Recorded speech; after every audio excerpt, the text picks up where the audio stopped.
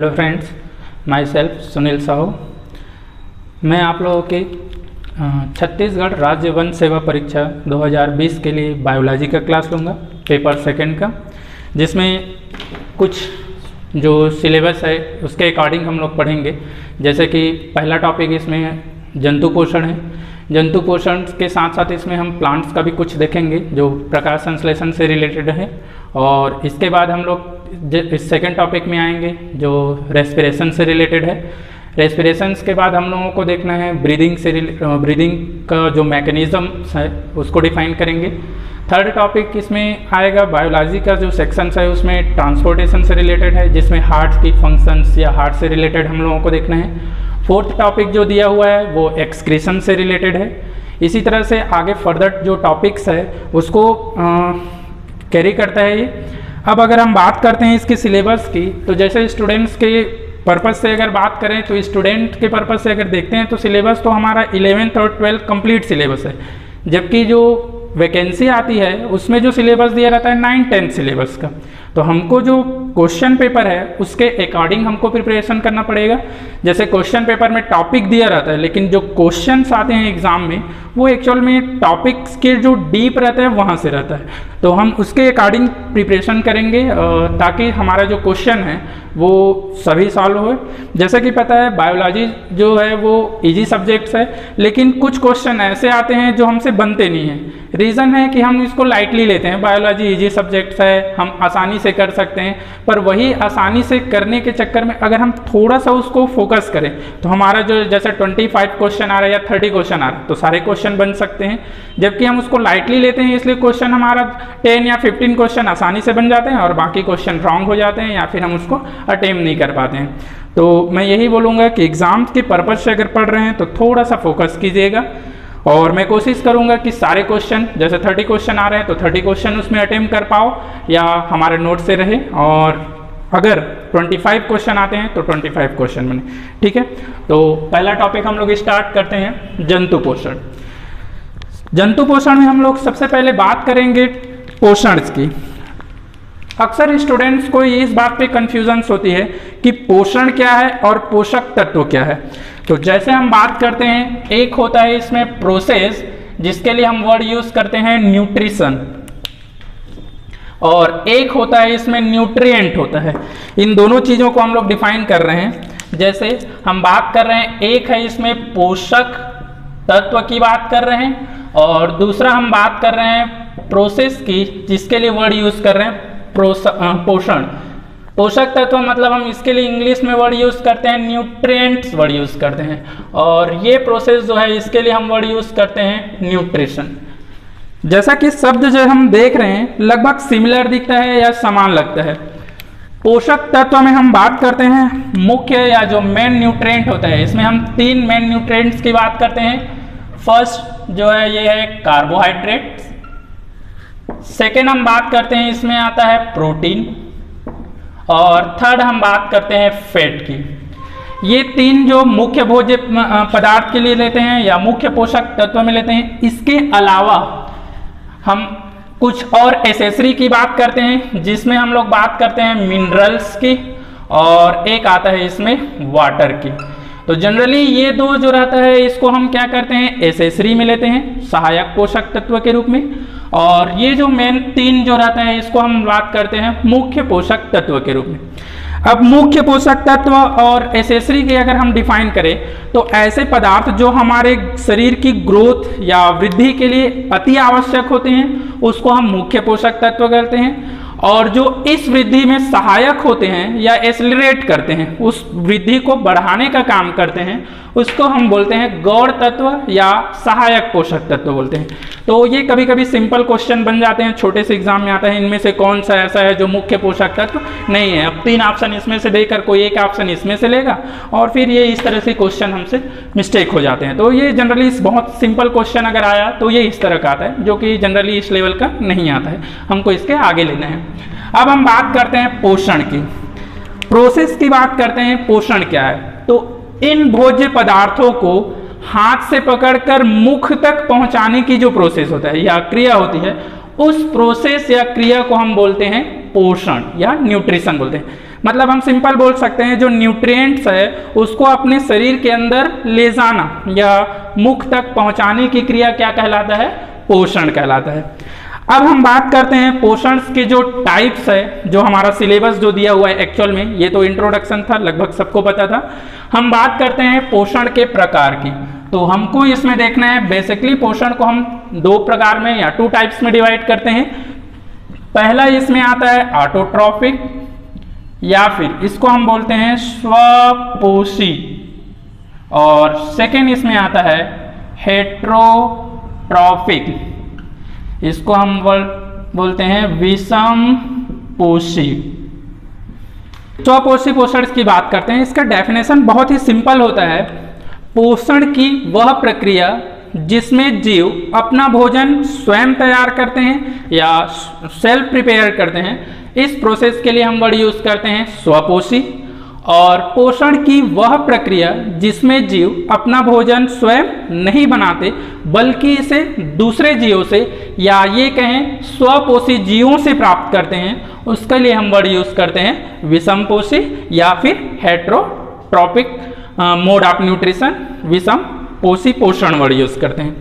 अब ऑटोट्रॉपिक की बात करते हैं। इसको फीड से हम क्या करते हैं? 2 टाइप्स में डिवाइड करते हैं। ये हम थोड़ा सा आगे डीप में ले जा रहे हैं क्योंकि क्वेश्चन हो सकता है जो लास्ट एग्जाम है इससे थोड़ा सा डीप में पूछे, क्योंकि कंपटीशन बढ़ते जा रहा है, क्वेश्चन की लेवल बढ़ते जाता है, इसलिए हम कोशिश करें इसको भी थोड़ा सा डीप में देख लें।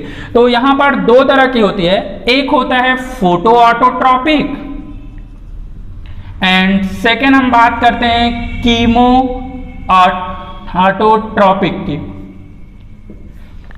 इसके लिए हम वर्ड यूज करते हैं प्रकाशीय स्वपोषी बोलते हैं, और इसके हम बोलते हैं रसायन स्वपोषी वर्ड यूज करते हैं। जैसा कि यहाँ हम जो टर्म्स यूज कर रहे हैं इससे इसका डेफिनेशंस में हम डिफाइन कर सकते हैं बहुत इजी तरीके से। जैसे प्रकाशीय स्वपोषी मतलब हम बात कर रहे हैं यहाँ पर जो मेन सोर्स ऑफ एनर्जी है, ऊर्जा का जो मुख्य सोर्स होगा वो क्या होगा? लाइट होगा, प्रकाश होगा। और यहाँ पर हम बात कर रहे हैं ऊर्जा का जो मुख्य सोर्स या हम बात कर रहे हैं स्रोत होगा वो क्या होगा? रासायनिक पदार्थ होगा।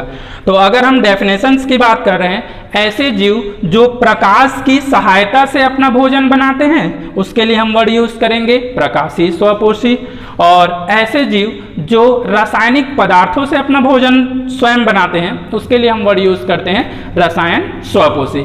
जैसे हम अगर एग्जाम्पल की बात करते हैं तो ऑल ग्रीन प्लांट्स की बात करते हैं। सभी जो हरे पौधे रहते हैं वो क्या करते हैं? लाइट की उपस्थिति में या प्रकाश की उपस्थिति में अपना भोजन क्या करते हैं? स्वयं प्रिपेयर करते हैं।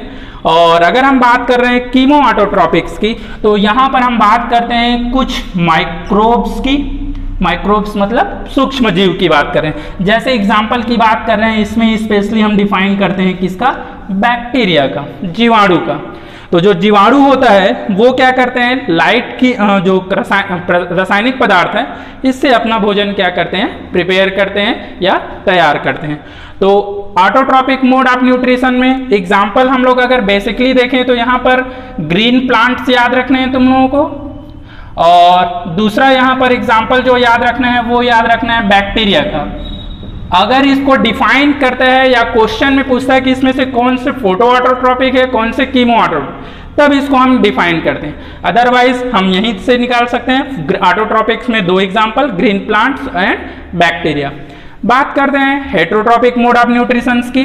तो हेट्रोट्रॉपिक मोड ऑफ न्यूट्रिशन जो है इसको फिर से हम 4 कैटेगरीज में डिवाइड करते हैं, 4 प्रकार में भी बांट सकते हैं। कौन कौन सा?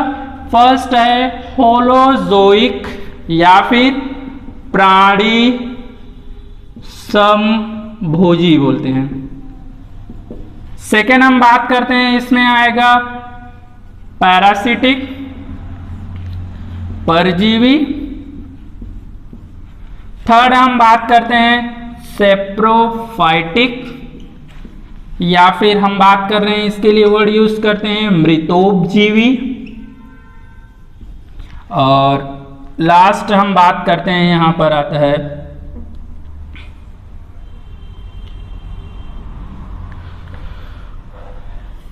सेप्रोफिटिक के बाद आ जाएगा लास्ट सिम्बायोटिक। अगर हम बात कर रहे हैं एनिमल की पर्पस में, तो इन एनिमल में एक और हम बात करते हैं यहाँ पर, जैसे एक आता है स्क्वेंजर्स आते हैं, स्क्वेंजर्स भी लिखते हैं, स्क्वेंजर्स हिंदी में इसके लिए वर्ड यूज करते हैं स्वजाति भक्षी, जो अपने ही जाति के छोटे जीवों का भक्षण करते हैं। इसमें एग्जाम्पल में स्पेशली दो की लेते हैं, एक तो आता है फिश और दूसरा हम बात करते हैं बर्ड्स की। बर्ड्स में भी स्पेशली जो हम बाज वर्ड यूज करते हैं ईगल, ये छोटे पक्षियों का क्या करते हैं, भक्षण करते हैं या उसको न्यूट्रिएंट के फॉर्म में यूज करते हैं। तो ये हो जाएगा स्क्वेंजर्स की। एक होता है सैंग्यूवरस। सैंग्यूवरस मतलब हम बात करते हैं जो क्या करते हैं मल या फिर जो मृत डेड पदार्थ रहते हैं इससे जो लेते हैं। तो इस तरह से कुछ कैटेगरी हम इसमें और ऐड कर सकते हैं। हम बात करते हैं जो मेन मोड ऑफ न्यूट्रिशन है प्राणी समभोजी।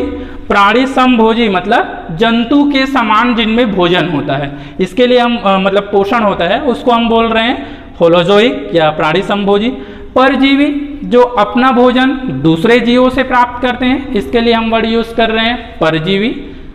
सेप्रोफिटिक जो अपना भोजन मृत या सड़े गले पदार्थों से प्राप्त करते हैं। और स्क्वेंजर जो अपने ही जाति के छोटे जीवों का भक्षण करते हैं, तो इसके लिए हम वर्ड यूज करते हैं स्क्वेंजर्स की। हम आगे इसमें डिफाइन कर रहे हैं फर्स्ट जो हेट्रोट्रॉपिक मोड ऑफ न्यूट्रिशन है, इसमें हम लोगों को देखना है पहला कैटेगरी हम स्टार्ट कर रहे हैं इसमें हेट्रोट्रॉपिक की। हेट्रोट्रॉपिक में फर्स्ट हम लोगों को देखना है ये है होलोजोइक, या फिर इसके लिए वर्ड यूज करते हैं प्राणी समभोजी वर्ड यूज करते हैं।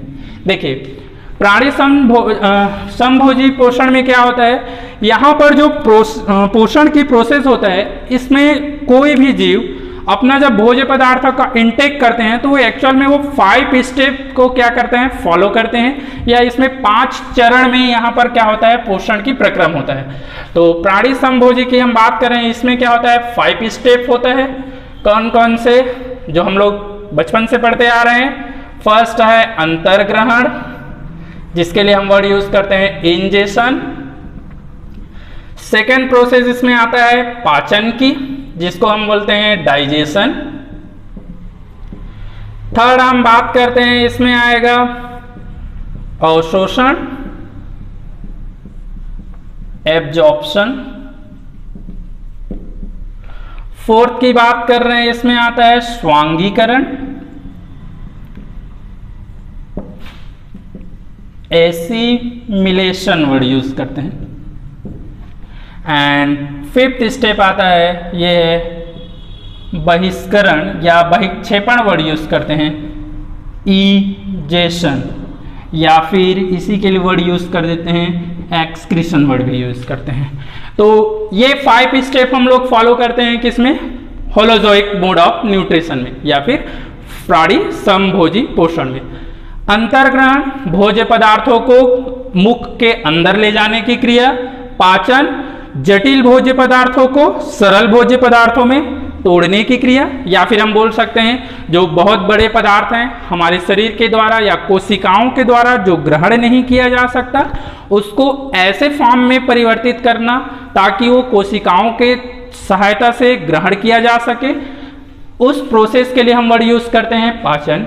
अवशोषण पाचन की प्रक्रिया में जो सरल पदार्थ उत्पन्न हो रहे हैं या जो निर्मित हो रहे हैं उसको कोशिकाओं के द्वारा एक्सेप्ट करना या ग्रहण करना कहलाता है अवशोषण। स्वांगीकरण में क्या होगा, जो अवशोषित भोज्य पदार्थ है उसको रुधिर में मिक्स करना या मिलाना और रुधिर की सहायता से पूरे शरीर में पहुंचाने की क्रिया क्या कहलाता है, स्वांगीकरण कहलाएगा। और बहिष्करण जो अपचित भोजन है जिसका हमारे कोशिकाएं अवशोषण नहीं कर पा रहे हैं या ये बोल सकते हैं हमारे शरीर के लिए जो उपयोगी नहीं है, ऐसे पदार्थों को शरीर से बाहर करने की क्रिया बहिष्करण कहलाती है। तो प्राणी समभोजी पोषण क्लियर है, इसमें हमको केवल 5 स्टेप फॉलो करना है, अंतर्ग्रहण, पाचन, अवशोषण, स्वांगीकरण और बहिष्करण। अंतर्ग्रहण भोज्य पदार्थों को अंतर मतलब अंदर की ओर ले जाना, पाचन जटिल पदार्थों को सरल पदार्थों में तोड़ना, अवशोषण सरल पदार्थों को कोशिकाओं के द्वारा ग्रहण करना, स्वांगीकरण जो ग्रहण किया हुआ भोज्य पदार्थ है उसको शरीर के विभिन्न भागों तक पहुंचाना, और जो ऐसे पदार्थ हैं उपयोगी नहीं हैं या अनुपयोगी है उसे शरीर से बाहर करना क्या कहलाएगा? बहिष्करण कहलाएगा। क्लियर है? अब हम बात करते हैं प्राणी समभोजी पोषण किसमें किसमें पाया जाता है। तो इसके एग्जाम्पल में हम लोग जीवों को दो कैटेगरी में डिवाइड करते हैं। एक तो हम बात कर रहे हैं यूनिसेलुलर ऑर्गेनिजम्स की, मतलब एक कोशिकीय जीव की।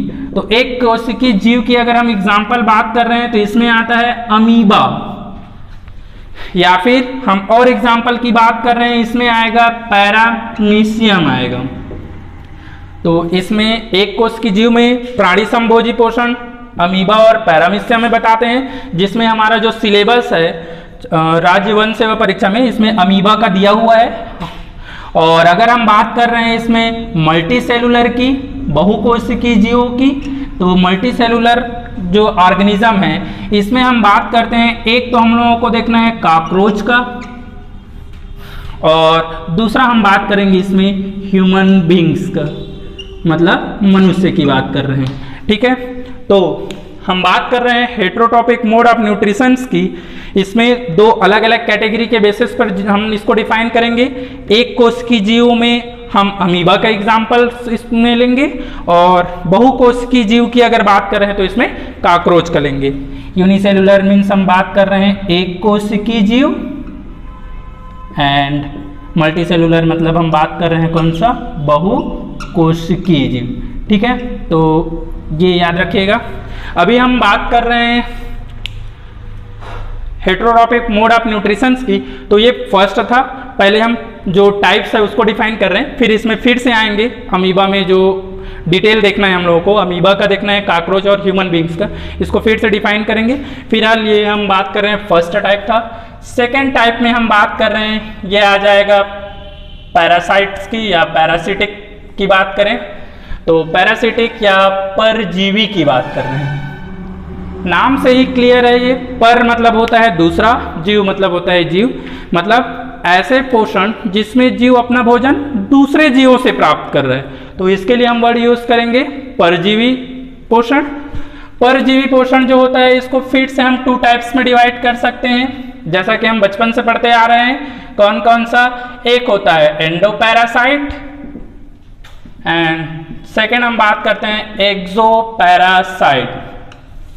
एंडो मतलब हो गया अंतः परजीवी, और इसका मतलब हो गया बाह्य परजीवी। अंतः परजीवी का एग्जाम्पल हम बात करते हैं, जनरली इसमें आता है क्रीमी, जो वार्म्स वर्ड यूज करते हैं इंग्लिश में, या दूसरा इसमें क्रीमी में हम अगर फॉर्म की बात करें तो एस्केरिस की बात करते हैं। ये क्रीमी का एक फॉर्म है जो हमारे आंत में या इंटेस्टाइन में पाया जाता है, और एंडोपैरासाइट्स के रूप में ये हमारे बॉडी के इनसाइड ग्रो करेगा, विकसित होता है। अपना सारा भोजन, ये हम जो भोजन ग्रहण कर रहे हैं उससे ये क्या करता है? एब्जॉर्ब करता है और अपना ग्रोथ करता है। चूंकि ये हमारे शरीर के अंदर स्थित है इसलिए इसको हम बोलते हैं अंतः परजीवी। सेम इसी तरह से हम बात कर रहे हैं बाह्य परजीवी, ऐसे जीव जो हमारे शरीर के बाह्य भागों में पाया जा रहा है या बाहर स्थित है और भोजन के लिए हम पर निर्भर है या हमारे शरीर से भोजन ग्रहण कर रहे हैं, तो इसके लिए हम वर्ड यूज करते हैं बाह्य परजीवी। जैसे इसमें हम एग्जाम्पल बात करते हैं, जितने भी रक्त भक्षी हैं, जो हम बात कर रहे हैं रक्त भक्षी या हमारे शरीर से जो ब्लड सक करते हैं, चूस कर जो अपना भोजन ग्रहण करते हैं, जैसे इसमें एग्जाम्पल हम बात कर रहे हैं खटमल है, जू है, मच्छर है, ये सारे किसमें आ जाएंगे? बाह्य परजीवी में। तो एग्जाम्पल हम बात कर सकते हैं इसमें मस्कीटो की, मच्छर, जू की बात कर रहे हैं, खटमल की बात कर रहे हैं, पिस्सू की बात कर रहे हैं, ये सब इसमें आ जाएंगे। कुछ के एग्जाम्पल रख रहे हैं, बाकी क्लियर हो जाएगा। रक्तभक्षी मतलब जो रक्त मतलब खून चूसने वाले जो जीव हैं। तो इस तरह से हम परजीवी जो मोड ऑफ न्यूट्रिशन है इसको हम टू टाइप्स में डिवाइड कर सकते हैं। थर्ड हम बात करते हैं, इसमें आएगा सेप्रोफाइटिक की, मृतोपजीवी की बात कर रहे हैं। तो मृतोपजीवी में जनरली हम बात करते हैं जो मृत या सड़े गले पदार्थों से अपना भोजन क्या करते हैं, ग्रहण करने वाले होते हैं। तो यहाँ पर नाम से ही क्लियर है, मृतोपजीवी मतलब मृत पदार्थों पर जो निर्भर है या उनसे अपना भोजन जो ग्रहण करते हों। एग्जाम्पल की बात कर रहे हैं, इसमें हम बात कर रहे हैं ईस्ट का ले सकते हैं, बैक्टीरिया का ले सकते हैं। इसके अलावा अगर हम प्लांट्स की बात करते हैं, अभी चूंकि हमारा टॉपिक चल रहा है एनिमल न्यूट्रिशन, लेकिन हमारा जो छत्तीसगढ़ राज्य वन सेवा परीक्षा है इसमें बॉटनी वाला चैप्टर भी है या एग्रीकल्चर वाले में कुछ कुछ ऐड करते हैं, तो कुछ प्लांट्स का भी दे सकते हैं। जैसे प्लांट की अगर बात करते हैं तो मशरूम जो है ये किस में आता है, मशरूम ये सैप्रोफिटिक या फिर मृतोपजीवी पोषण शो करते हैं, तो ये याद रखिएगा, थर्ड टाइप था। नेक्स्ट हम लोगों को इसमें देखना है फोर्थ टाइप का,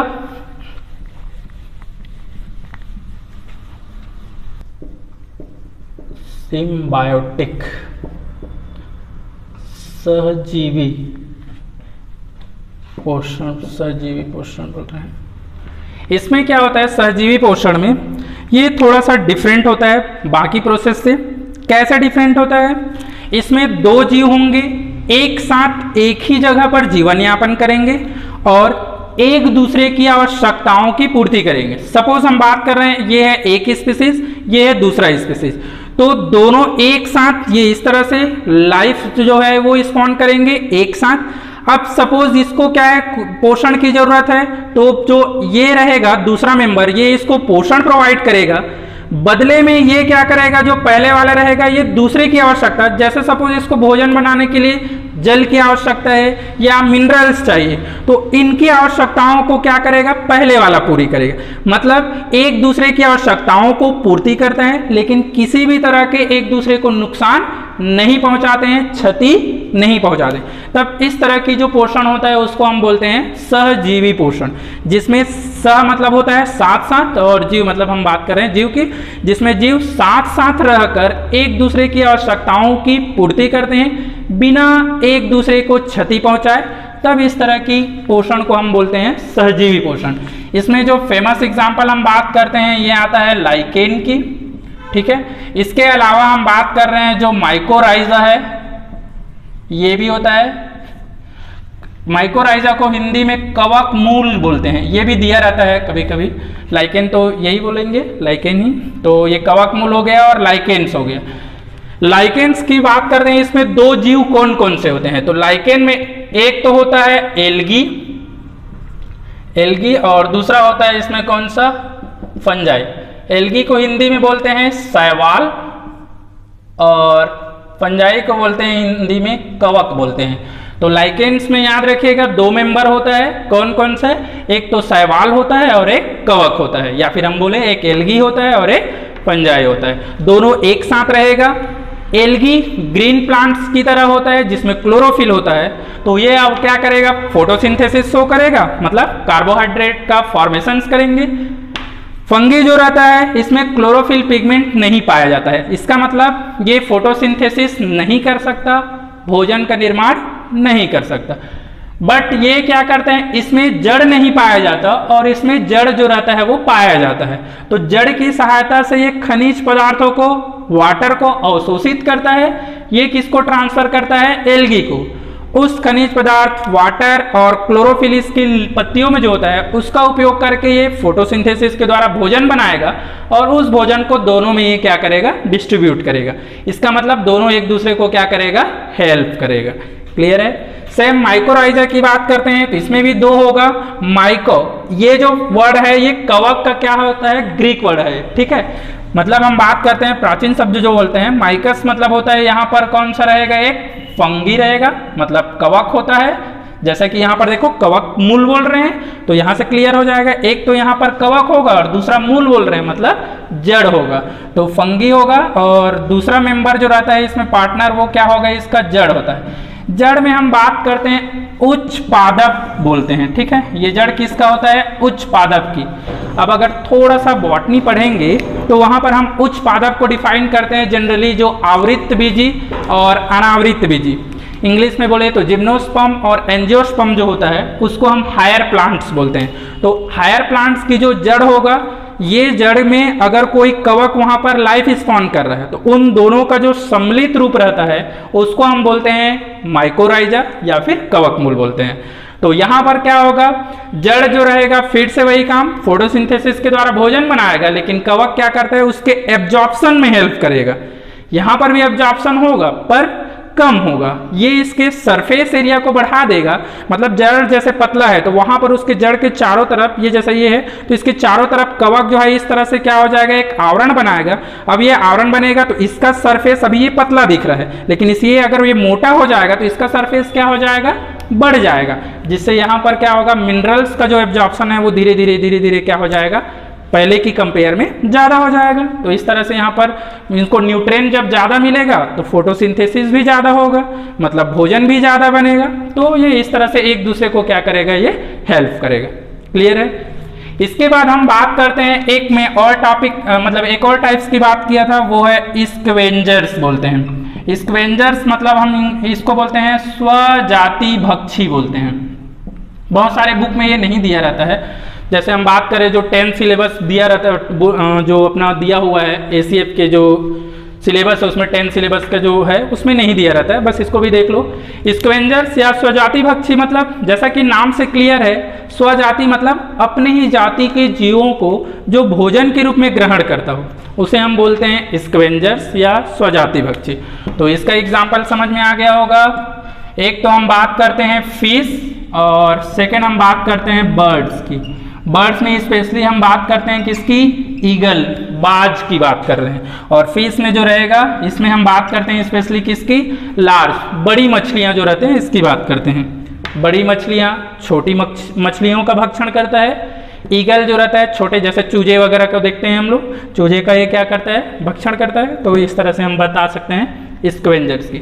इसमें एक और टॉपिक रहता है वो रक्त भक्षी करके अलग से कभी कभी हम डिफाइन करते हैं, लेकिन मैं रक्त भक्षी को यहाँ ना डिफाइन करके मैं यहाँ कर चुका हूँ, क्योंकि रक्त भक्षी एक्चुअल में क्या होता है, पैरासाइट होता है, परजीवी टाइप के होते हैं। तो फिर से यहाँ पर हमको हेटेरोट्रॉपिक में इसको डिफाइन करने की जरूरत नहीं होती है।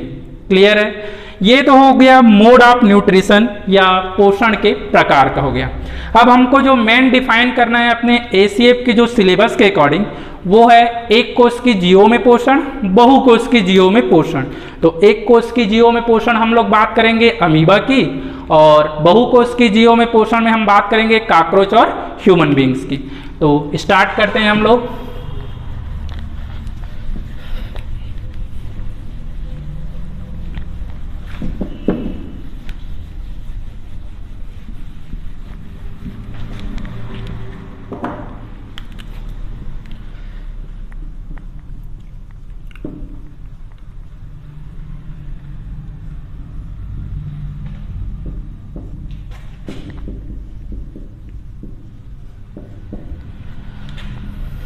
एक कोष की जीवों में पोषण, न्यूट्रिशन इन यूनिसेलुलर ऑर्गेनिजम्स की बात कर रहे हैं। तो यहाँ पर हम बात कर रहे हैं एक कोष की जीव में, हम लोग इसको रेफरेंस के तौर पर हम एक्चुअल में ले किसको रहे हैं, अमीबा को।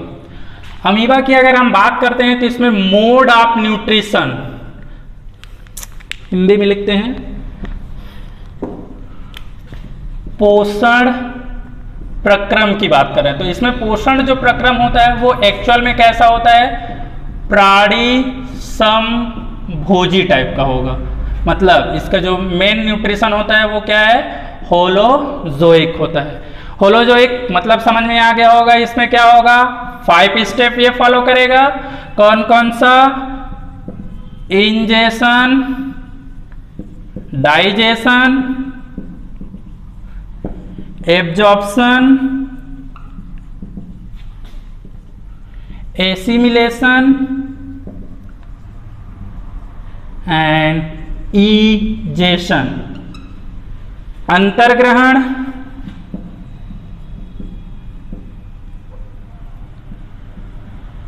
पाचन, अवशोषण,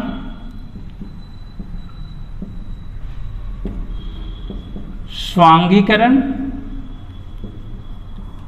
एंड बहिष्करण। देखिए ये हम बात कर रहे हैं इसके जो एक कोश के जीव अमीबा में जो मोड ऑफ न्यूट्रिशन है इसके स्टेप्स की बात कर रहे हैं, तो ये 5 स्टेप में इसको कंप्लीट करता है। अब इसको हम ज़्यादा थ्योरी ना यूज कर एक डायग्रामेटिक देख रहे हैं, जिसमें हमारा जो क्वेश्चन कॉम्पिटिटिव लेवल पे आता है वो उस डायग्राम के लेवल पर ये क्लियर हो जाएगा। तो जैसे हम बात करते हैं अमीबा की, एक कोश की जीव अमीबा की, ये एक स्ट्रक्चर हो गया, ये इसका हम बात कर रहे हैं न्यूक्लियस हो गया। जैसा कि सबको पता होगा अमीबा का कोई स्पेशल शेप नहीं होता, रीजन है कि इसमें सेल वॉल नहीं होता है, एब्सेंट होता है। सेल वॉल नहीं होता है इसका मतलब ये इसका कोई रिजिड आकार नहीं होता है, ये अपना शेप क्या कर सकता है, चेंज कर सकता है। तो सपोज एक हम हाइपोथेटिकल स्ट्रक्चर अमीबा का ये इस तरह से ले रहे हैं, हम बात कर रहे हैं इस अमीबा की, तो ये एक्वेटिक होता है, मतलब जल में पाया जाता है, स्पेशली हम बात कर रहे हैं समुद्र में, ये इस तरह से। अब जब ये क्या है, अमीबा के आसपास वाटर में जो प्रेजेंस कोई भी माइक्रोब्स या सूक्ष्म जीव जो है जब इसके कांटेक्ट में आता है, सपोज हम बात कर रहे हैं ये एक न्यूट्रिएंट है जो क्या हो रहा है, इस अमीबा के कांटेक्ट में आ रहा है, ये वाला भाग फूड मटेरियल हम लोग ले रहे हैं या न्यूट्रिएंट बोल रहे हैं, फूड है, भोज्य पदार्थ है। जैसे ही इसके कांटेक्ट में आएगा तो ये क्या करता है, अपनी जो सेल वाला भाग रहेगा इस वाले भाग को ये यहाँ से ऐसा क्या करेगा, एक खांच जैसे स्ट्रक्चर बनाएगा और एक माउथ लाइक स्ट्रक्चर का फॉर्मेशन करता है। माउथ लाइक स्ट्रक्चर का फॉर्मेशन कैसे होगा, देखिए ये यहाँ पर हम बात करें एक माउथ लाइक स्ट्रक्चर ये इस तरह से बनाएगा, बाकी ये इसकी बॉडी पार्ट्स हैं ये इस तरह से। उस माउथ लाइक स्ट्रक्चर में फूड मटेरियल धीरे धीरे क्या होते जाएंगे, इम्बेडेड होते जाएंगे, धंसते जाएंगे अंदर की ओर, या फिर ये बोल सकते हैं वहां पर उसके शरीर के अंदर वो भोजन प्रवेश करते जाएगा। इसका मतलब यही प्रोसेस क्या है, अंतर्ग्रहण है, क्या भोज्य पदार्थों को अंदर ले जाने की क्रिया। तो ये इस तरह से हम सिंपल बताते हैं। ये क्या करता है, जो माउथ लाइक स्ट्रक्चर बना रहा है ये एक्चुअल में इसका पैर वाला भाग होता है, फुट वाला, लेकिन ये फिक्स नहीं होता है, झूठा रहता है, इसलिए इसको हम बोलते हैं स्यूडोपोडिया बोलते हैं। स्यूडोपोडिया या फिर हिंदी में इसके लिए वर्ड यूज करते हैं कौन सा, कूटपाद बोलते हैं। ठीक है, ये कूटपाद के थ्रू भोज्य पदार्थों का क्या कर रहा है, अंतर ग्रहण कर रहा है। तो ये स्टेप इसका हो गया कौन सा, फर्स्ट स्टेप जो हमारा है कौन सा, इंजेशन का। अब जब ये भोज्य पदार्थ अंदर जाएगा तो देखिए इसकी स्ट्रक्चर किस तरह से चेंज होगा। अब हम बात कर रहे हैं ये इसके माउथ लाइक स्ट्रक्चर, ये इस तरह से एक पाउच जैसे स्ट्रक्चर बनाया जहां पर ये क्या है, भोज्य पदार्थ ये इस तरह से इसके अंदर आ गया, यहाँ पर ये इसका न्यूक्लियस है, ये भी इसका न्यूक्लियस है। अब धीरे धीरे इसमें क्या चेंजेस होगा, ये जो इसका फूट वाला पार्ट है धीरे धीरे ये एक दूसरे के ऐसा क्लोज आते जाएगा ये इस तरह से, और एक कंडीशन ऐसा आएगा कि ये पूरी तरह से इसको क्या कर देता है, क्लोज कर देता है। मतलब अब ये भोज्य पदार्थ है ये क्या हो गया, इसके शरीर के अंदर आ गया। अब ये जो पाउच बन रहा है इस पाउच को हम बोलते हैं फूड वैक्यूल बोलते हैं। क्या बोलते हैं, फूड वैक्यूल, या फिर इसको बोलते हैं खाद्य धानी या खाद्य रिक्तिका जो बोलते हैं, ये इस तरह से बनेगा। क्लियर है, तो यहां पर ये क्या हो गया, अभी तक हम फर्स्ट स्टेप में ही चल रहे हैं इंजेशन में, जिसमें ये पूरी तरह से अब इसके शरीर के अंदर आ गया। सेकेंड स्टेप हम यहां से बात करते हैं। अब ये जो फूड वैक्यूल है ये भोज्य पदार्थों को क्या करेगा, ब्रेक करेगा, तोड़ेगा। हमारा सेकेंड प्रोसेस पाचन, जिसमें जटिल पदार्थों को क्या करते हैं, सरल पदार्थों में परिवर्तित किया जाता है। तो देखिए डाइजेशन के स्टेप इसमें कैसा होगा, हम बात कर रहे हैं ये एक हाइपोथेटिकल स्ट्रक्चर अमीबा की, ये हो गया इसका फूड वैक्यूल और ये हो गया इसका न्यूक्लियस। तो अब इस फूड वैक्यूल में ये जो भोज्य पदार्थ है ये ऐसा छोटे छोटे पदार्थों में क्या हो जाएगा, टूट जाएगा। तो देखिए यहाँ पर ये लार्ज पदार्थ है, बड़े पदार्थ था, अब ये छोटे पदार्थ में कन्वर्ट हो गया। इसका मतलब ये हमारा कौन सा स्टेप है, सेकेंड स्टेप, जिसको हम क्या बोलते हैं, डाइजेशन बोलते हैं। अब जैसे ही डाइजेशन की बात कर रहे हैं, भोज्य पदार्थ छोटे भागों में टूट गया, अब ये आगे क्या होगा, नेक्स्ट स्टेप फॉलो करेगा। नेक्स्ट स्टेप मतलब हम बात कर रहे हैं थर्ड की, तो थर्ड स्टेप में देखिए क्या होगा, ये हम बात कर रहे हैं सपोज ये हो गया एक अमीबा की स्ट्रक्चर, यहां पर हम बात कर रहे हैं फूड वैक्यूल की, ये हो गया इसका न्यूक्लियस। फूड वैक्यूल के अंदर हम बात कर रहे हैं जो डाइजेस्ट मटेरियल है इसकी बात कर रहे हैं, ये इस तरह से। अब डाइजेशन के बाद हमारा नेक्स्ट स्टेप एक्चुअल में होता है एब्जॉर्प्शन की, तो इसमें से कुछ पदार्थ जो रहेगा इस सेल्स के द्वारा ये इस तरह से क्या हो जाएगा, इनटेक किया जाएगा। तो ये जो इनटेक या ग्रहण हो रहा है इसको हम बोल रहे हैं थर्ड स्टेप या फिर अवशोषण की प्रोसेस बता रहे हैं। क्लियर है? तो पहला स्टेप था अंतर्ग्रहण, जिसमें ये कूटपाक की सहायता से अंतर्ग्रहण किया। दूसरा स्टेप था पाचन, जिसमें फूड वैक्यूल की सहायता से ये डाइजेस्ट किया। थर्ड स्टेप था अवशोषण की, जिसमें शरीर की कोशिकाएं इस पचित भोज्य पदार्थों को ग्रहण कर रही है। नेक्स्ट स्टेप हम बात करते हैं इसमें फोर्थ स्टेप की। फोर्थ स्टेप में क्या होगा, ये एक अमीबा की स्ट्रक्चर है।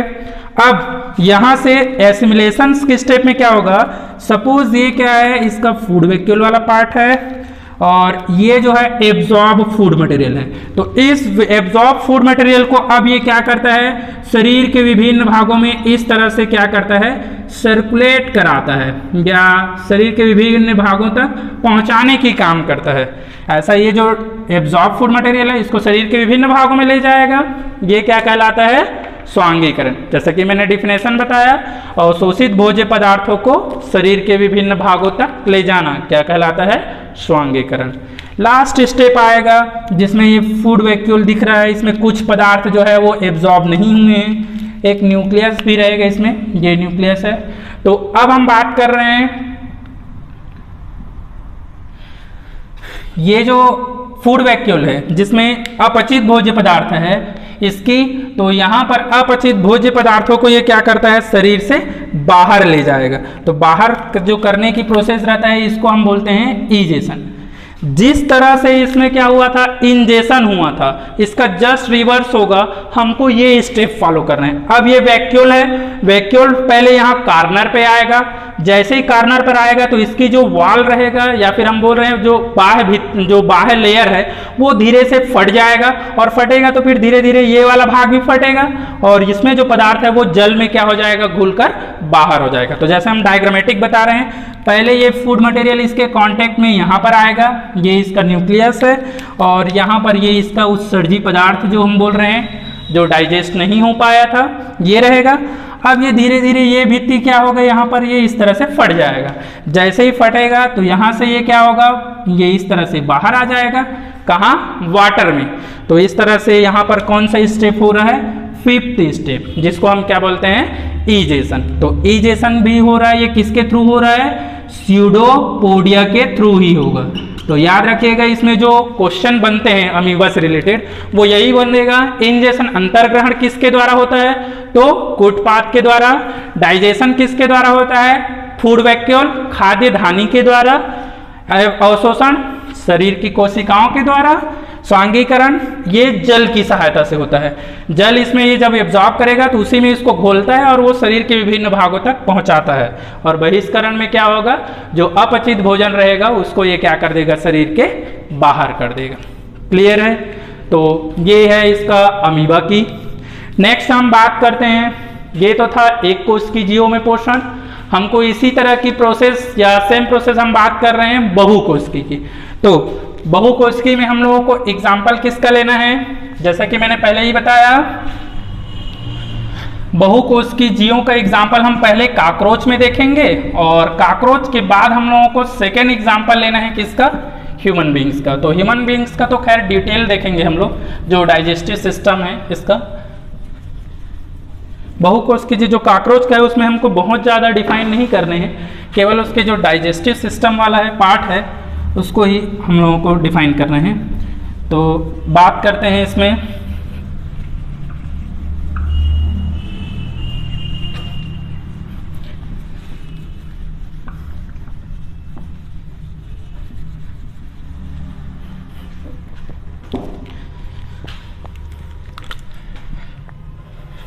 एक कोशिकी की बाद हम बात कर रहे हैं बहुकोशिकी की। एग्जाम्पल में हम बात कर रहे हैं काकरोच की।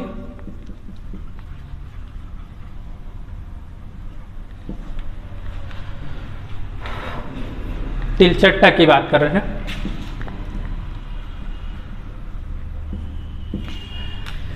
तिलचट्टा की अगर हम बात कर रहे हैं पोषण प्रोसेस की, तो यहां पर भी मोड ऑफ न्यूट्रिशन सेम होगा। कौन सा, होलोजोइक प्राणी समभोजी बोलते हैं। मतलब यहाँ पर भी सेम स्टेप हम बात कर सकते हैं 5 स्टेप की, ingestion, digestion, absorption, assimilation and egestion की। ये इस तरह से 5 स्टेप ले सकते हैं। अब यहाँ पर थोड़ा सा जो चेंज होता है वो है बॉडी की कॉम्प्लेक्सिटी। शरीर की जटिलता के कारण इसमें जो पाचन की प्रक्रिया या पोषण की प्रक्रम है वो थोड़ा सा डिफरेंट हो जाता है। देखिए किस तरह से डिफरेंट होगा। अमीबा की बात कर रहे थे, वो एक कोश की था, मतलब उसका पूरा शरीर एक ही कोशिकाओं का बना था, तो वहां पर कोई प्रॉब्लम नहीं था, सारे प्रोसेस एक ही सेल के अंदर हो रहा था। लेकिन अब हम बात कर रहे हैं बहुकोशिकीय जीवों की, मतलब इसका शरीर अब क्या होगा, एक से अधिक कोशिकाओं से बना होगा, मतलब अलग अलग कोशिकाओं में अलग अलग प्रोसेस होगा। तो इसकी वजह से यहाँ पर थोड़ा सा प्रोसेस जो है वो क्या हो जाता है, चेंज हो जाता है। तो हम बात कर रहे हैं इसकी जो प्रोसेस है या प्राणी संभोजी, ये जो स्टेप है, इसके लिए हम लोग यहाँ पर डिफाइन करते हैं एक सिस्टम की, जिसके लिए वर्ड यूज करते हैं डाइजेस्टिव सिस्टम। अब यहाँ पर हम वर्ड सिस्टम वर्ड यूज क्यों किए, जबकि अमीबा में हम नहीं किए थे। तो लोअर क्लासेस में या हम बात करते हैं छोटी क्लासेस में 6, 7, 8 में पढ़ाया जाता है, कोशिका जीवन की सबसे छोटी इकाई होती है या सबसे छोटी संरचना होती है। जब कोशिका आपस में मिलती है तब ऊतक का निर्माण करती है, टिश्यू बनाती है। टिश्यू आपस में मिलकर टिश्यू सिस्टम बनाता है। टिश्यू सिस्टम जो है फिर वो आगे चलकर ऑर्गेन का फॉर्मेशन करता है। ऑर्गेन जो रहता है वो बनाता है ऑर्गेन सिस्टम, और ऑर्गेन सिस्टम जो रहता है वो फिर कंप्लीट बॉडी का फॉर्मेशन करता है। तो जैसा कि हम बात कर रहे हैं यहाँ पर वर्ड एक आया ऑर्गेन सिस्टम, तो यही ऑर्गेन इसमें है, डाइजेशन से रिलेटेड लिख रहे हैं, इसलिए ये हो गया पाचन, मतलब जो प्रोसेस है उसका पाचन, और उससे रिलेटेड जो तंत्र है उसको हम क्या बोलेंगे, पाचन तंत्र बोलेंगे। तो समझ में आ गया होगा कि डाइजेस्टिव सिस्टम हम कहाँ से स्टार्ट करते हैं, बहुकोशिकीय जीवों से, क्योंकि यहाँ पर बहुत सारे कोशिकाएं होंगे जो फ्यूज होकर एक ऑर्गेन या सिस्टम का निर्माण करेगा, लेकिन अगर एक कोशिकी रहता तो ऐसा स्ट्रक्चर पॉसिबल ही नहीं था। डाइजेस्टिव सिस्टम अगर हम बात कर रहे हैं कॉकरोच की या तिलचट्टे की, यहाँ पर एक कॉकरोच की बात करें तो यहाँ पर डाइजेस्टिव सिस्टम को हम फिर से यहाँ पर 2 ग्रुप में डिवाइड करते हैं। कौन कौन सा, एक तो होता है इसमें एलिमेंट्री कैनाल, हिंदी में इसको बोलते हैं आहार नाल बोलते हैं, और एक हम वर्ड यूज करते हैं इसमें डाइजेस्टिव ग्लैंड, या फिर इसको बोलते हैं पाचन ग्रंथि बोलते हैं। तो इस तरह से इसमें हम 2, जैसे ये सिस्टम है तो डेफिनेटली इसमें 2 डिफरेंट ऑर्गेन होंगे। तो 2 डिफरेंट ऑर्गेन में से एक तो है आहार नाल का अंग, और दूसरा अंग जो है वो किसका है, इसमें पाचन ग्रंथि का अंग है। हम बात कर रहे हैं आहार नाल, शरीर में पाए जाने वाली वह नली जहां या नाल जहां से भोजन जो है वो पास होता है, मतलब भोजन जो है गुजरता है, उस संरचना को हम क्या बोलते हैं, आहार नाल बोलते हैं। और भोजन के पाचन में सहायता करने वाले जो ग्लैंड है, जो एंजाइम्स का सिक्रेशंस करते हैं, स्त्रावण करते हैं, उस संरचना को हम बोलते हैं पाचन ग्रंथि बोलते हैं। क्लियर है? एक बार फिर से रिपीट कर रहा हूं, वह संरचना या नलिका संरचना जहां से भोजन पास होती है, गुजरती है, उस संरचना को हम आहार नाल बोलते हैं। और भोजन के पाचन में सहायता करने वाले जो ग्रंथि होती है उसको हम बोलते हैं पाचन ग्रंथि बोलते हैं। क्लियर है? अब अगर हम तिलचट्टे की आहार नाल की बात करते हैं तो इसमें आहार नाल का जो रहता है ये 3 भाग होता है। कौन कौन सा? फर्स्ट होता है अग्र आंत, दूसरा हम बात करते हैं इसमें मध्य आंत, और थर्ड हम बात करते हैं इसमें पश्च आंत की। अग्र आंत, मध्य आंत और पश्चात, या फिर इसको बोलते हैं फोरगट, मिड गट और हाइंड गट वर्ड यूज करते हैं। तो इंग्लिश में भी अगर लिखना चाहें तो लिख सकते हैं foregut, midgut and hindgut बोलते हैं। ठीक है? अग्र आंत जो रहता है, ये हम इसमें कौन कौन से पार्ट को यूज करते हैं या ये किस किस भाग से मिलकर बना रहता है, तो इसका जो अग्र आंत, मध्य आंत, पश्च आंत है, इसको मैं एक सिंपल डायग्राम के थ्रू यहां पर डिफाइन कर रहा हूं। देखिए, इसका जो डाइजेस्टिव सिस्टम रहता है बहुत ही सिंपल एक स्ट्रक्चर के थ्रू डिफाइन कर सकते हैं। एक इस तरह से जो बॉटल रहता है, इस लाइक एक स्ट्रक्चर होगा इसकी, ये इस तरह से, ये इसका हो जाता है फोरगट वाला पार्ट, मतलब अग्र आंत वाला भाग। अग्र आंत का लास्ट वाला भाग जो रहता है, यहां से एक ट्यूब लाइक स्ट्रक्चर बनाएगा, ये कुछ इस तरह का, ये बनाता है इसका मीट गट वाला पार्ट बनाएगा, और मीट गट के बाद लास्ट वाला भाग जो रहता है, ये इस तरह से कुछ फूली हुई संरचना बनाएगा, जो इसका बनाता है हाइंड गट बनाता है। क्लियर है? नेक्स्ट हम बात करते हैं इसमें लेबलिंग की। तो फोर गट वाला भाग जैसा कि मैं बात किया, चलिए इसको डिफाइन करते हैं। यहां से यहां तक की भाग जो रहता है, इसको हम बोलते हैं फोर गट। ये जो मिडिल वाला पोर्शन है, इसको हम बोलते हैं मीट गट, और यहां से यहां तक जो भाग रहता है, इसको हम बोलते हैं हाइंड गट। क्लियर है? लेबलिंग कर रहे हैं, यहाँ पर ये वाला जो पार्ट रहता है, ये एक्चुअल में इसके माउथ वाला जो पार्ट रहता है, जैसे मैं कॉकरोच का एक हाइपोथेटिकल स्ट्रक्चर बना रहा हूँ इसी के पर्पस में,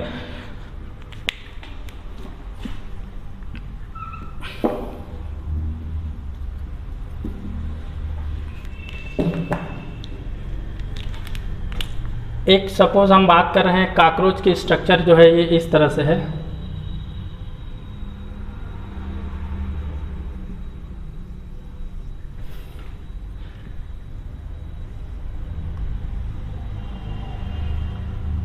ये इस तरह से इसका बॉडी ऐसा सेगमेंटेड रहता है, ऐसा करके एक हम हाइपोथेटिकल बना रहे हैं। ये ऐसा, ये कॉकरोच का एक बॉडी जस्ट एज्यूम कीजिएगा, ये ऐसा एज्यूम कर सकते हैं, ये कॉकरोच का एक बॉडी है, ये इस तरह से। तो कॉकरोच का जो एलिमेंट्री कैनाल्स है, ये इस तरह से, ये वाला पोर्शन इसके जो माउथ वाला पार्ट है इससे कनेक्ट रहता है। तो माउथ के जस्ट आगे वाला पार्ट, ये जो ओपनिंग है, इसको हम एक्चुअल में बोलते हैं, इसका फेरिंग्स बोलते हैं। फेरिंग्स मतलब होता है ग्रसनी होता है ये, ठीक है। सेकेंड पार्ट हम बात कर रहे हैं, ये वाला जो रहता है, इसको हम बोलते हैं उसोफेगस। उसोफेगस, या फिर हम हिंदी में इसके लिए वर्ड यूज करते हैं ग्रास नली बोलते हैं। ये वाला जो पार्ट है, फूला हुआ जो स्ट्रक्चर दिख रहा है, इसको बोलते हैं क्रॉप बोलते हैं। क्रॉप जो रहता है, यहां से आने वाले जो भोजन रहता है, इसको कुछ समय के लिए टेम्परेरी स्टोरेज करता है, कुछ समय के लिए इसको संग्रहित करता है। इसके बाद ये यहाँ से क्या करता है, नेक्स्ट स्ट्रक्चर, इसका जो लास्ट वाला पार्ट है, हम बात कर रहे हैं ये इस पार्ट की, तो इसके लिए हम वर्ड यूज करते हैं गिजार्ड वर्ड यूज करते हैं। गिजार्ड जो रहता है, भोजन को पीसने का काम करता है, इसका जो भी न्यूट्रिएंट रहेगा उसको पीसेगा, या ये बोल सकते हैं छोटे छोटे भागों में तोड़ने का काम करता है। जैसे ग्राइंडर जो होता है, बड़े भाग को क्या करता है, छोटे छोटे में तोड़ता है, तो सेम ये गिजार्ड जो रहता है ग्राइंडर समझ सकते हैं, जिसमें ये पीसेगा या छोटे छोटे भागों में तोड़ने का काम करेगा। तो गिजार्ड के बाद जो इसका भोजन रहता है, ये तो चार भाग समझ में आ गया होगा फोर गट का। कौन कौन सा? एक तो फेरिंग्स ले रहे हैं, ओसोफेगस ले रहे हैं, क्रॉप ले रहे हैं, और गिजार्ड। ये चार भाग बनाता है कौन सा, इसका अग्र आंत वाला पार्ट बनाएगा, ठीक है। मध्य आंत की बात करते हैं, तो यहां पर मध्य आंत को हम एक सिंगल पार्ट में ही बताते हैं, इसको मेसेंट्रॉन भी बोलते हैं या फिर मीट गट ही बोलते हैं। यहां पर क्या होता है, हेयर लाइक स्ट्रक्चर होता है, ये इस तरह से यहां पर कुछ हेयर लाइक स्ट्रक्चर रहता है, जो इसके बॉडी के डिफरेंट पार्ट में ऐसा ये क्या रहता है, डिस्ट्रीब्यूटेड रहता है। ये हेयर लाइक स्ट्रक्चर जो रहता है, इसको हम बोलते हैं एक्चुअल में मेलपिगियन ट्यूब्यूल बोलते हैं, मेलपिगियन ट्यूब्यूल्स। ये एक्चुअल में एक्सक्रीटरी ऑर्गन्स होते हैं, मतलब इसके बॉडी में जो भी उत्सर्जी पदार्थ रहता है, ये यहाँ से कलेक्ट करेगा, ये ओपनिंग से, और इस वाले भाग में मीट गट में लाके इसको छोड़ देता है। तो जो पदार्थ हो इसके बॉडी के लिए उपयोगी नहीं है, वो आगे जाकर इसका कहाँ जाएगा, हाइंड गट में, और इस एनस से ये क्या होगा, शरीर से बाहर इस तरह से रिलीज करने का काम करेगा। नेक्स्ट हम बात करते हैं ये इसके हाइंड गट वाले पार्ट की। तो हाइंड गट में ये तो समझ में आ रहा होगा, इसके लिए हम बोलते हैं गुदा, रेक्टम, और ये इसका क्या हो जाएगा, एनस, गुदा द्वार, और ये वाला भाग जो दिख रहा है, ये इसका है कोलन वाला भाग है, बड़ी आंत जो बोलते हैं उसका मुख्य पार्ट। तो ये इस तरह से सिंपल इसका एलिमेंट्री कैनाल की स्ट्रक्चर होती है आहार नाल की। तो अब अगर मैं एलिमेंट्री कैनाल को इस 3 के बेसिस पर ना रहकर पूरे ऑर्गन के बेसिस पर अगर बात करता हूं, तो पहला भाग क्या होगा एलिमेंट्री कैनाल का? फेरिंग्स। दूसरा पार्ट हो जाएगा उसोफेगस, तीसरा पार्ट हो जाएगा क्राप, चौथा पार्ट गिजार्ड, पांचवा भाग मिडगट या मध्य आंत, और नेक्स्ट होता है इसका जो 5th पार्ट होगा, 6th पार्ट, ये होता है कोलन। कोलन के बाद हम बात करते हैं ये रेक्टम आ जाएगा, और रेक्टम मलाशय बोल रहे हैं इसको, और मलाशय एक छोटी ओपनिंग या छिद्र के द्वारा शरीर से बाहर खुलेगा जिसको हम बोलते हैं गुदादार। अब इसकी प्रोसेस हमको बताने की जरूरत नहीं है ये कि इसमें पोषण किस तरह से होगा, सबको पता है। जो तिलचट्टा होता है वो छोटे छोटे पत्तियों को या फिर जो भी जो इसका जो न्यूट्रिएंट्स रहेगा उसको क्या करता है, दांतों से वो या जबड़ों से अपना जो रहता है उसको ये क्या करता है, पीस कर या कुतर कर बोलते हैं, वो क्या करेगा अपने भोजन के मुख के अंदर ले जाएगा। मुख के बाद जैसे ही वो स्वेल्विंग करेगा, निगलने की प्रोसेस, तो वो यहाँ पर आएगा। जैसा कि हमारा बॉडी में ये फेरिंग्स है, सेम वैसे ही ये क्या होगा, फेरिंग्स वाले पार्ट में आएगा माउथ के आगे। फिर वो उसके बाद धीरे धीरे ये यहाँ से ओसोफेगस में आएगा, इसके बाद यहाँ से पास होकर ये क्राप में आएगा। क्राप में जैसा कि बताया ये टेम्परेरी स्टोरेज का काम करता है, कुछ समय के लिए वो उसको क्या करते जाएगा, इकट्ठा करते जाएगा, स्टोर जमा करते जाएगा। फिर थोड़ा सा जब ज़्यादा हो जाएगा तो ये जो ग्राइंडर वाला काम करेगा गिजार्ड, वो उसको तोड़ कर इसको आगे क्या करते जाएगा, पास करते जाएगा। तो यहाँ से फिर ये आएगा कहाँ पर, मिडगट में। मिडगट के बाद फिर ये हाइंडगट या बड़ी आंत में आएगा। इस तरह से सिंपल भोजन पास होगा। तो जहां तक ये रेड वाला पार्ट दिख रहा है, क्लियर है कि यहां से भोजन क्या हो रहा है, इस तरह से पास हो रहा है। तो पास होने वाली स्ट्रक्चर को हम क्या बोलते हैं, आहार नाल, जैसा कि मैंने डिफाइन किया। अब हम बात करते हैं डाइजेस्टिव ग्लैंड की। तो इसमें जो डाइजेस्टिव ग्लैंड होता है वो 2 होता है। एक तो होता है सलाइवरी ग्लैंड, इसको हम बोलते हैं लार ग्रंथि बोलते हैं, और दूसरा हम बात करते हैं हिपैटिक सिका बोलते हैं, हिपैटिक सिका। हिपैटिक सिका जो रहता है ये यहाँ पर एक रहता है, ये यहाँ पर ग्रीन वाला यूज करते हैं।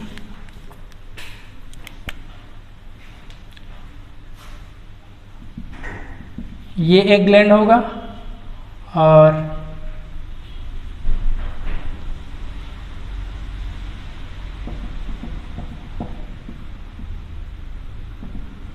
सलाइवरी ग्लैंड, लार ग्रंथि, हिपैटिक सिका बोल रहे हैं। ये इस तरह से 2 यहाँ पर रहेगा, ठीक है। स्लाइवरी ग्लैंड जो रहेगा स्लाइवा या लार का सिक्रीशन करेगा, लार को यहाँ पर मिक्स करेगा। ये धीरे धीरे ये इस तरह से क्या करेगा, जो यहाँ से भोजन आ रहा है उसमें लार मिक्स हो जाएगा, और उसके जो कार्बोहाइड्रेट कंटेंट रहेगा उसको वो क्या कर देगा, ब्रेक डाउन करेगा। या हम बात करते हैं जो डाइसेकेराइड्स रहेगा, पॉलीसेकेराइड को डाइसेकेराइड में यहाँ पर ब्रेक करेगा। इसके बाद ये भोजन यहाँ पर पास आएगा। हिपैटिक सिका जो ग्लैंड है, ये जो या आंतरी ग्रंथि भी बोलते हैं इसको, ये फिर यहाँ पर क्या करेगा, जूस सिक्रेट करेगा, और ये जूस जो रहता है ये अब क्या करेगा, अपना जो भी डाइजेस्टिव फ्लूइड है उसको ये मध्य आंत में सिक्रेट करता है। मध्य आंत इसमें जो भोजन रहेगा उसमें ये मिक्स होकर उसको डाइजेस्ट करेगा। तो इस तरह से यहाँ पर इनकी बॉडी में डाइजेशन की प्रोसेस क्या हो जाएगा, कंप्लीट हो जाएगा। तो यहाँ पर हमको जो मेन देखना है वो इसका एलिमेंट्री कैनाल और ग्लैंड देखना है। तो ग्लैंड में याद रखिएगा 2 स्लाइवरी माउथ वाले पार्ट में, और एक यहाँ पर रहता है जिसको आंतरी ग्रंथि या हिपैटिक सिका वर्ड यूज करते हैं। और बाकी इसका आहार नाल का पार्ट 3 रहेगा। इसके जो पार्ट्स है वो वहाँ पर लिखा हुआ है, वो याद रखिएगा। फोरगट में कौन सा आएगा, 4 भाग, कौन कौन सा, फेरिंग्स, उसोफेगस, क्राप और गिजार्ड, यही मेन है, उसको याद रखना है। मिड में सिंगल ही होता है, हाइंड में जैसे हमारे बॉडी में जो होता है रेक्टम और एनस वही होगा, और कोलन वही होगा। तो ये इस तरह से याद रखिएगा, ठीक है।